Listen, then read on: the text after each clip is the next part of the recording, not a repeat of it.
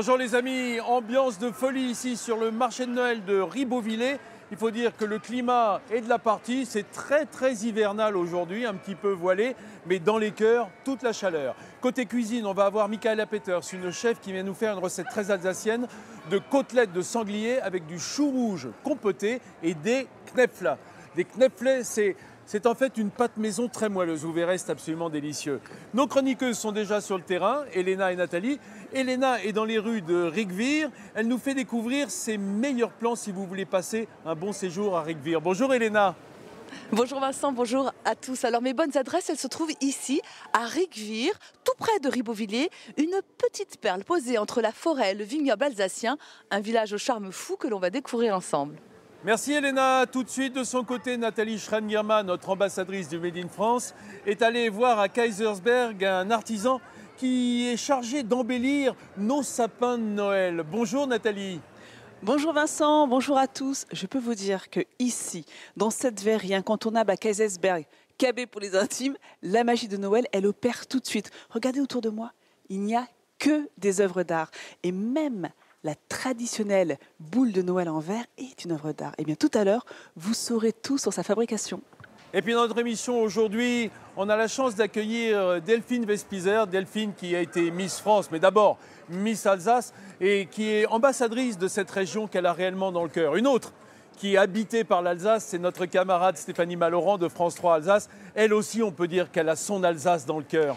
Oui, j'ai le cœur qui palpite surtout quand je vois comment la façon dont les Alsaciens se mobilisent pour faire vivre leur région, notamment à cette période avec les marchés de Noël, dont celui-ci, celui de Ribeauvillé, qui est atypique, particulier parce qu'il est médiéval, il n'est pas tout à fait comme les autres. Ici, eh bien, il y a les danseurs, les saltimbanques, les baladins, et puis il y a aussi toutes ces associations qui se mobilisent parce que, en fait, elles récupèrent l'argent ici qui va leur permettre de financer le Pfefferdaille pour le 1er septembre. Donc c'est très important ce marché de Noël pour eux aujourd'hui. On y voit beaucoup de choses et par exemple du sanglier, des cervois. C'est plus qu'un spectacle de rue, c'est une vraie fête. Ah mais carrément une fête, j'ai envie de dire. Bonjour mesdames, bonjour chef, bonjour Delphine, bonjour. Bienvenue dans l'émission. Merci. Alors, Miss France, la chef, Miss France, voilà, je fais des présentations un peu rapides. C'est vrai que c'est un spectacle, même dans le public d'ailleurs, parce que les gens se déguisent, ils portent des chapeaux. Ils s'amusent, l'Alsacien est joyeux, il aime bien. Il est joyeux, il est joueur également. Joueur. Et il accepte en plus toute cette population qui vient de la France entière, du monde entier. Delphine Vespizer, Miss France 2012, vous qui avez voyagé dans le monde entier, oui. Et dans la France, alors je ne dis pas évidemment, vous êtes quand même attaché à cette terre, vraiment à votre terre d'origine. Mais à cette région, et j'ai du mal en fait à l'expliquer, mais c'est... il y a vraiment un sentiment d'appartenance et je pense que ça c'est quelque chose qui est chez tous les Alsaciens. On est fiers d'être Alsaciens et on se sent un peu comme une petite communauté effectivement. Ouais. Alors vous êtes magnifique avec vos cheveux rouges. Et c'est très marrant parce que dernièrement j'ai ressorti des dessins que je faisais en maternelle et quand je dessinais papa, maman, mon grand frère, je me dessinais au milieu avec les cheveux rouges déjà. Donc j'ai réalisé mon rêve. C'est notre mère Noël aujourd'hui. Voilà. Absolument. Je vous ai ramené les cadeaux. Bon je ne les ai pas encore mais je vais Le voir. rouge c'est devenu la couleur de Noël. Tout à fait. Réellement, on le voit partout dans les décorations. Chef, vous n'avez pas besoin de venir en rouge. En revanche, j'ai vu qu'il y avait du vin rouge et du chou rouge. Exactement. On est dans le rouge de Noël aussi, carrément. Qu'est-ce qu'on va faire ensemble, Michaela? Alors, aujourd'hui, nous allons faire des côtelettes de sanglier d'Alsace avec un chou rouge mariné aux épices, au vin rouge, bien sûr, au porte rouge, avec des knefle en accompagnement. Des knefle. Alors, knefle, spätzle, c'est la même chose. Sauf que dans le Haut-Rhin, Bas-Rhin, on a des mots un peu différents pour dire la même chose. Mais justement, vous avez un accent qui n'est pas alsacien pour le coup, non? Je suis allemande. Ah, voilà. Oui, enfin, c'est pas très loin. C'est nos voisins. Il suffit de passer le Rhin C'est nos voisins. de l'autre côté. En attendant de cuisiner ces merveilleuses côtes de sanglier, on va retrouver Elena, notre spécialiste du tourisme aujourd'hui, qui est à quelques kilomètres d'ici, toujours sur la route des vins, du côté de Rijswijk. Vous pensez bien, Vincent, que je n'ai pas choisi ce village Rijswijk par hasard. Alors d'abord, il se trouve sur la route mythique des vins d'Alsace, très connue d'ailleurs pour le négoce du vin. Et c'est ensuite un village au charme fou, avec ses maisons de pierre ou ses maisons à colombage. Et je suis avec Yvan pour en parler. Bonjour Yvan. Bonjour Elena, bonjour. Alors nous sommes ici devant l'une des maisons à colombage les plus hautes d'Alsace. Est-ce que vous pouvez me raconter son histoire? On l'appelle d'ailleurs le gratte-ciel. Le gratte-ciel, en effet, elle fait près de 25 mètres de haut, ce qui est un exploit pour l'époque où elle a été construite en 1561. En fait, au départ, c'était 2 maisons qui ont été construites sous un même pignon, ce qui explique sa hauteur. Il a fallu caser beaucoup de monde sur peu de place. Oui, parce que sur le sol, il y avait peu de place, donc on a tout pris en hauteur. Alors, il y a quelques signes qui nous disent à qui appartenaient ces maisons, comme les fameuses croix en bois. Les fameuses croix en bois, en chaise curule, qui sont un signe de richesse et de prospérité. Donc, on imagine que c'était une famille assez aisée qui a construit cette maison, une famille de vignerons, c'est bien une maison vigneronne. Autre signe aussi, petit détail, c'est la signature de ce qu'on appelait le tâcheron. De quoi s'agit-il? Alors le tâcheron, c'est-à-dire à l'époque le tailleur de pierre, une fois qu'il avait fini son travail, qu'il avait fini son chantier, il gravait son signe dans une pierre et ça lui permettait de toucher son salaire. Alors on va revenir sur la richesse, qui est donc le négoce du vin. Et justement, les vignerons d'ici, de cette maison et d'ailleurs, exportaient le vin jusqu'où? Les vins de Ricquewihr étaient exportés dès la fin du Moyen-Âge dans toute l'Europe du Nord via les réseaux fluviaux, donc la rivière Lille et le Rhin, et même jusqu'à Saint-Pétersbourg. Alors il y a un autre édifice dont je voudrais qu'on parle ici à Ricquewihr, une autre tour, c'est le Dolder, qui veut dire la cime. Le Dolder, c'est la cime, c'est également un bâtiment qui fait plus de 25 mètres de haut, c'est une tour de guet, un beffroi et la porte d'entrée de la cité côté ouest. Alors ce que je vous propose, c'est de poursuivre notre balade ici à Ricquewihr, un des plus beaux villages de France et même d'après une très grande agence de voyage mondiale, un des plus beaux villages d'Europe. Merci Elena, à tout à l'heure. Alors moi j'adore Ricquewihr, qui est sur la route des vins, pas très loin. Exact. Vous connaissez forcément ce village aussi. Oui, très joli. Et il y a aussi un très très beau marché de Noël où on peut manger les manala, les schnackala, le vin chaud. Les madala, les shtakala, enfin si vous ne connaissez pas, il faut venir ici, vaut mieux pour se c'est des familiariser. brioches en forme soit d'escargot, soit de petits bonhommes, avec des pépites de chocolat ou du raisin qu'on trempe dans le chocolat chaud. Et même certains mettront de la pâte à tartiner, enfin du metwurst, ça s'appelle, c'est très sexy. C'est de la saucisse de viande. La saucisse de foie, voilà. Oui, C'est merveilleux. Voilà. Sur la brioche, sucré salé. Puis il y a un truc que j'aime bien dans votre région, Delphine, dans votre sud de l'Alsace, c'est les Fleischnacker. Oui, tout à fait. Espèce de roulé de pâte et de viande, De là. pâte et Un de peu le viande. cannelloni alsacien. Qui est servi avec une soupe, un bouillon, ouais, effectivement. Quelle merveille. Ouais. Bon alors Ricquewihr, bien entendu, Ribeauvillé où nous nous trouvons, toute une grappe de jolis villages le long de la route des vins. Et moi j'aimerais qu'on parle de Kinsheim par exemple, Stéphanie. Oui, Kinsheim, c'est aussi un village typique avec ses maisons à colombage, ses remparts et puis surtout ses vignes. Alors simplement attention, il y a Kinsheim avec un E, c'est celui du Haut-Rhin, c'est celui dont on parle. Et puis Kinsheim sans E, c'est celui du Bas-Rhin. Et en GPS, parfois, on peut se tromper d'un Kinsheim à un autre. En tout cas, il est connu ce village parce qu'il s'est développé grâce au vin depuis le Moyen-Âge. Kinsheim est vendu au XVIe siècle à Lazare de Schwendi qui fait du château sa résidence. Et aujourd'hui, on trouve encore ce château et devinez qui il y a dedans depuis 1973. C'est la confrérie Saint-Étienne. Ah, la fameuse qui promeut le bon vin, qui a une grande œnothèque avec des vins. Certains les très vieux sont de 1834, du 19e siècle. Vous vous rendez compte? En tout cas, oui, on dit que les plus anciens vins conservés sont dans la confrérie Saint-Étienne. Voilà, donc Kinsheim, c'est le vin, c'est cette tradition. Voilà. Et puis il n'y a pas que les villages, il y a des forteresses. Évidemment, puisqu'on est aux marches du pays, tout à l'est, des forteresses comme à Neuf-Brisac par exemple. Eh bien oui, alors Neuf-Brisac, c'est vraiment une commune particulière. C'est la cité du roi, puisqu'elle est née en 1699 de la seule volonté du roi Louis XIV. Aujourd'hui, cette citadelle est considérée comme le chef-d'œuvre de Vauban. Il faut surtout la surplomber, la voir de haut pour se rendre compte de son architecture qui est unique en Europe, classée au patrimoine mondial de l'UNESCO. Sa place d'armes, ses lignes pures et intactes, ses 48 quartiers dans un octogone régulier. Ces fortifications bastionnées en font une visite unique et pour en profiter, il y a un tracé bleu qui vous mène sur les traces de Vauban. C'est une belle balade dans l'histoire. Alors, cher chef, allons-y. Est-ce qu'on cuit notre sanglier? On commence comment, Michaela? Voilà, on commence par découper le carré. C'est un carré... Oh là là, la belle bestiole. Ah, c'est du vrai carré, c'est un gros carré. Ah, c'est beau, c'est beaucoup plus rouge que le cochon, souvent. Oui, avec, bien sûr, une belle couche de Est-ce que c'est graisse. fort, le sanglier? Non, pas du tout. Quand c'est un sanglier frais, c'est pas fort du Voilà, tout. 2 ça suffit, je pense, hein, pour cuisiner ce matin. Oui. On a une poêle qui est bien chaude. On a une poêle qui est bien chaude. Est-ce qu'on a besoin de mettre de la matière grasse? Oui, un petit peu d'huile. Ah, vous faites à l'huile, vous? Oui. D'accord. Hop, hop, hop, je me pousse alors. J'ai Voilà. toujours peur de l'huile dans une poêle chaude. On chauffe un petit peu plus. Voilà. Alors, on saisit les deux côtés. Hein? Ça y est, on démarre la cuisson du sanglier avec Michaela. On revient dans un instant. On va retrouver d'ici là Nathalie Schrangirma qui est du côté de Kaysersberg, qui nous fait découvrir un savoir incontournable en cette période de Noël que sont les boules en verre, bien entendu. Les souffleurs. Les souffleurs. Alors vous allez voir, ça vaut le coup. Exactement, Vincent. Et je peux te dire qu'ici, avec les fêtes de fin d'année, on ne chôme pas. Et oui, il faut les créer, toutes ces boules de Noël. Et bien justement, Julienne, que vous venez de voir passer devant moi, eh bien, elle va vous créer 7 boules de Noël. Cette boule avec ses couleurs bleu, nuit, vert, ces petites paillettes vertes, tous ces motifs. C'est ça qu'elle va réaliser sous vos yeux. Alors, ça va être un petit peu rock'n'roll, il va falloir la suivre car les mouvements s'enchaînent et surtout, la matière en fusion n'attend pas. Donc là, Julienne, vous avez cueilli au bout de votre canne la matière en fusion. Et là, qu'est-ce qui se passe? Et là, je viens de récupérer de la couleur qui se trouve sur cette table. Et maintenant, je vais aller chauffer l'ensemble de ce morceau de verre dans le four qui est à 1200 degrés. Un four à 1200 degrés. Donc là, effectivement, on a récupéré tous ces débris de verre coloré qui vont donner la couleur à notre boule.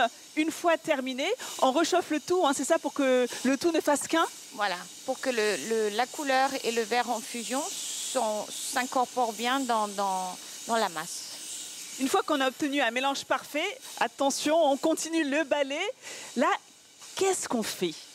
Là, je suis en train de tourner dans le même sens pour façonner. Je commence à façonner mon décor, en fait.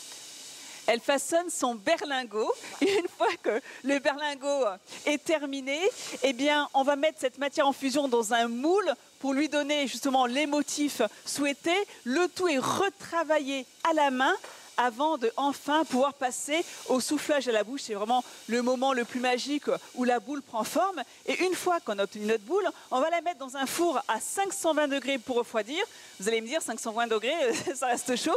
Ben oui, c'est normal parce qu'il faut qu'elle refroidisse doucement jusqu'au lendemain matin pour qu'elle ne se fissure pas pendant cette phase de refroidissement. Voilà, c'est ça la magie de Noël ici. Et tout à l'heure, ce que je vous propose, c'est de voir comment est-ce qu'on fabrique d'autres éléments de décoration, mais toujours fabriqués avec le verre en fusion, des ours, des pingouins, plein d'autres surprises. À tout à l'heure. Merci beaucoup Nathalie, à tout à l'heure. Delphine, bon, inutile de dire que, évidemment, comme enfant alsacienne, vous avez gardé ce goût des boules de Noël, de la décoration Noël. Oui, il y a toute une préparation qu'on fait en famille quelque temps avant Noël et c'est la réunion de famille. Donc voilà, il y a le papa qui doit mettre le sapin en place, nous on met les guirlandes, ma maman elle fait autre chose et tout. Et donc j'ai ce souvenir de la mise en place du sapin qui était tout un rituel. Stéphanie, il y a un autre lieu où on trouve cet esprit festif, mais toute l'année, ce sont les cabarets en Alsace. Il y a un vrai goût pour cela. Oui, puisqu'il y en a deux. Il y en a un pour le Haut-Rhin et puis un pour le Bas-Rhin. Dans le Haut-Rhin, c'est à Soultzmatt, sur la route des vins, entre Mulhouse et Colmar. Il existe depuis une dizaine d'années et il est vraiment, c'est un musical dans la droite ligne des cabarets parisiens. Alors là-bas, il y a l'Elsace Cancan et puis il y a un autre cabaret à Kirchwiller. À Kirchwiller, c'est un petit village de 650 âmes. Alors on peut se demander pourquoi il y a le 3e musical de France quand même qui se trouve là-bas. Ben, c'est simplement qu'au départ c'était un petit dancing et puis le fils a repris l'affaire, Monsieur Meyer, et il en a fait un très grand cabaret, très très connu avec de grands restaurants et voilà, c'est très connu bien au-delà des frontières. Bien au-delà des frontières. On va tout de suite cuisiner le chou rouge. Alors c'est intéressant Michaela parce que je dirais qu'en dehors de l'Alsace et de l'Allemagne, hein, du monde germanique on va dire, on a un peu peur de cuisiner le chou rouge, pourtant c'est très bon. C'est très très bon. Hein, parce que à cru c'est un peu piquant, c'est un peu craquant, éventuellement craquant, amer. En salade c'est Là, sympa. Oui, en en salade. En Avec salade ça, c'est formidable, bah oui. bien entendu. Mais là on va le cuire. Alors comment est-ce qu'on Voilà, fait? là on va le cuire. On le marine, le chou rouge avec du vinaigre Melfort. Ça va l'éclaircir d'ailleurs. Hein. Voilà, ça va l'éclaircir, garder la belle couleur. Ensuite, nous allons rajouter du porto rouge. Du Porto, c'est incroyable. Rouge. Tout ça Et dans le bien même sûr, bac. un pinot noir d'Alsace Ah, voilà. également. On va rajouter aussi du sucre également. Ah bon, Ça va encore du caraméliser, sucre. alors, ouais. On comprend pourquoi le chou rouge n'est pas amer ni trop Ah ouais, piquant ouais. après. Et là- Je vous rappelle qu'on a mis du Melfort, c'est ce Melfort, vinaigre alsacien là, au miel, et aux épices. Et aux épices. Ensuite, des feuilles de laurier et des bâtons de cannelle, de l'anis. Ah oui, Ça de va la sentir badiane, Noël. l'anis étoilé. C'est beau en période de Noël. Hein. Voilà. Et une fois qu'on a fait ça, alors? On laisse reposer toute la nuit. Ah bon? Toute la nuit, on laisse mariner le chou. Et ensuite, le lendemain, on démarre la cuisson maintenant. Ah bah super, le temps d'aller visiter peut-être le château de Saint-Ulrich. Oui, tout à fait, l'un des 3 châteaux de Ribeauvillé, une des 3 ruines, et le plus grand et le plus ancien de ces 3 châteaux, appelé aussi le château de Ribeaupierre. Alors il faut dire qu'il a été édifié au XIe siècle. Aujourd'hui, c'est une ruine, mais voilà, qu'on peut voir, qui peut se visiter. Il est à 528 mètres d'altitude, donc Oui, on juste derrière domine. nous d'ailleurs. C'est très sympa. Alors il y a une petite histoire que je voulais relayer parce que qui peut donner froid dans le dos quand on regarde comme ça, on se rend pas compte, mais une criminelle célèbre, la dame Cunégonde d'Ugestein, fut enfermée au XVe siècle près de 20 ans dans le donjon et elle tenta de s'en échapper avec la complicité du guetteur. Pourquoi? Eh bien parce qu'elle avait été accusée d'avoir étranglé son mari, Guillaume d'Ugestein, en 1487. Ah oui, dites donc, c'est un peu glaçant votre histoire là. Hein, votre histoire de pauvre homme étranglé qui erre peut-être la nuit dans les couloirs du Saint-Ulrich.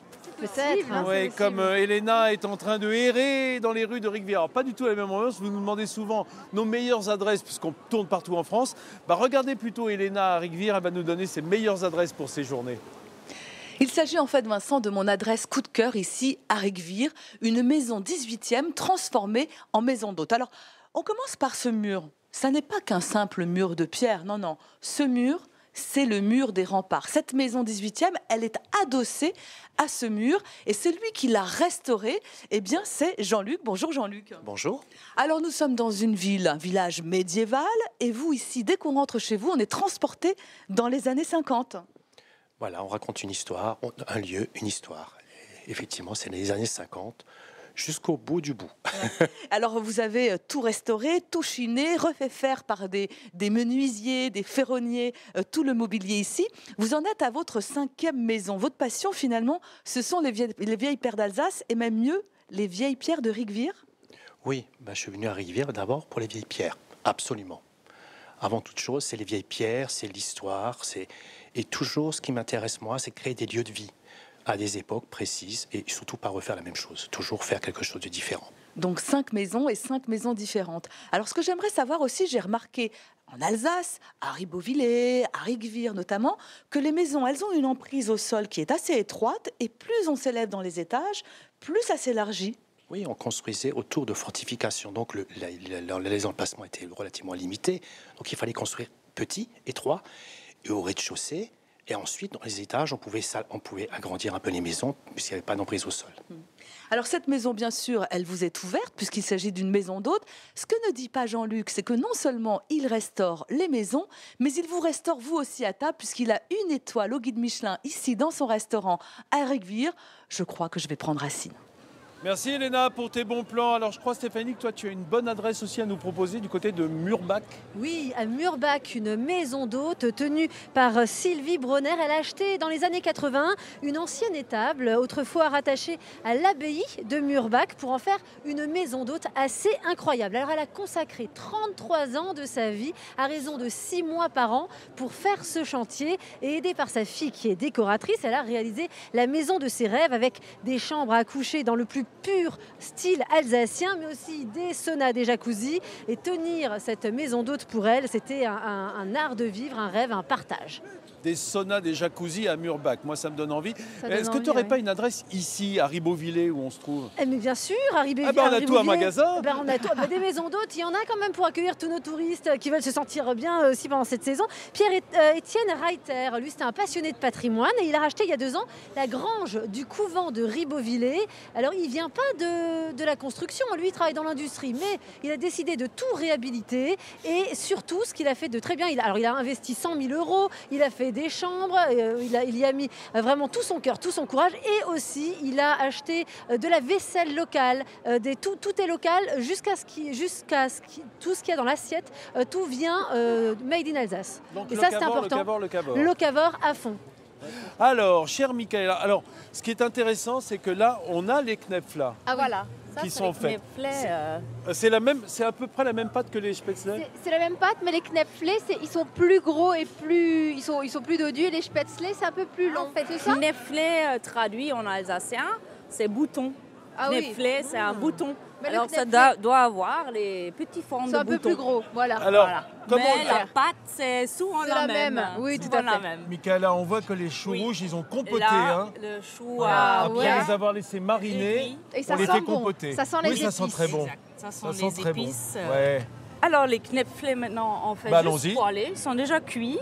D'accord, on les a Un cuits petit peu comme d'huile dans l'eau bouillante dans salée. l'eau bouillante. Une fois qu'ils remontent à la surface, Ils sont on prêts. les égoutte, on les refroidit. Il faut bien on y les va. laisser refroidir. Ne vous inquiétez pas, vous aurez la recette sur le site. Ah, mais ça dort très vite, Là, Michaela. je vais hein. rajouter oui. du beurre pour le D'accord. faire dorer maintenant. Et on fait sauter. Hop, sauter, hop. salé, poivré. Et Il faut que ça se colore. Oui, Hein, ce qui est important, ça c'est donne le justement. croustillant autour. Ça a la belle couleur et que ça croustille et que l'intérieur soit mou. C'est mou, voilà. Et là, ça sent extrêmement bon ce mélange entre. Alors, c'est sympa parce que je rappelle que Delphine, elle est végétarienne, donc oui, on a les côtes de sanglier. Mais oui, on je a vais quand goûter même ça, les les knepflés knepflés. pour, Oui, tout à fait. pour Delphine. Nathalie Schrenger-Main est toujours du côté de Kaisersberg dans une verrerie qui, en cette période de Noël, multiplie les produits pour les fêtes, bien sûr. Exactement, Vincent. Il fait toujours aussi chaud ici au cœur de cet atelier. Alors tout à l'heure, je vous ai montré comment est-ce qu'on